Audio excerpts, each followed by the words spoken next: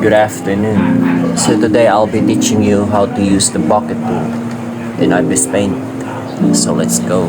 This will be a very concise and short explanation. As you can see what I've written here, bucket equals real bucket. What do I mean by this? I want you to treat the bucket tool as a real bucket of water.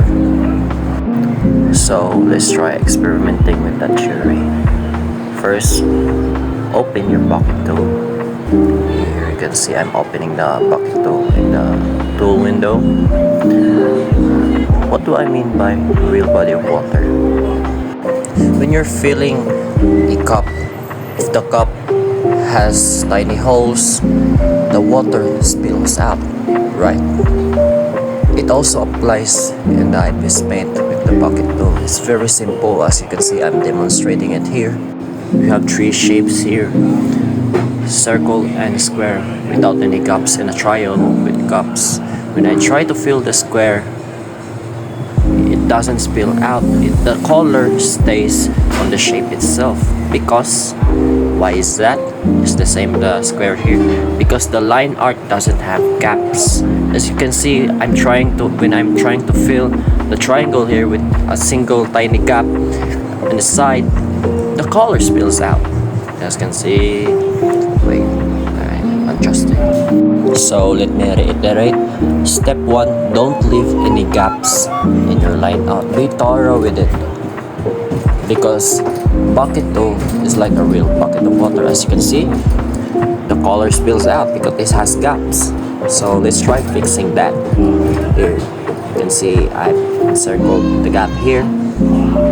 Don't do that in your drawing, guys. You can leave gaps in your drawing, but I'm using you how to use the bucket tool and what not to do when using this tool. So let's try apply what we've learned in a practical setting. So let's go.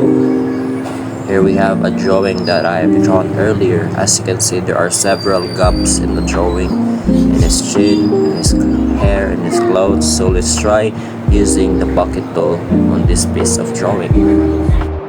As you can see, his face or his line art has a gap. So when we try using the bucket tool, the color spills out outside.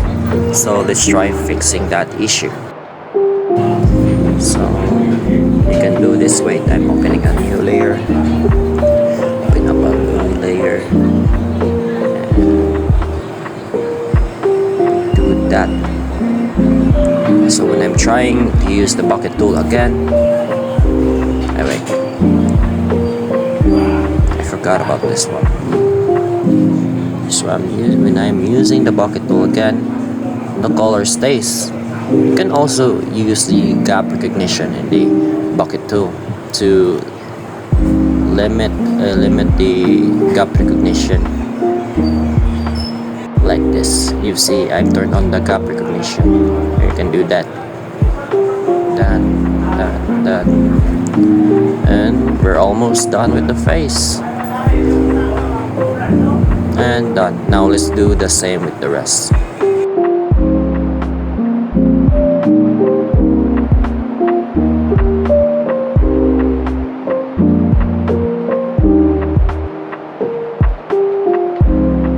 So this is how you use the bucket tool in Ibispaint. Thank you for sticking through the entire tutorial, and see you next time.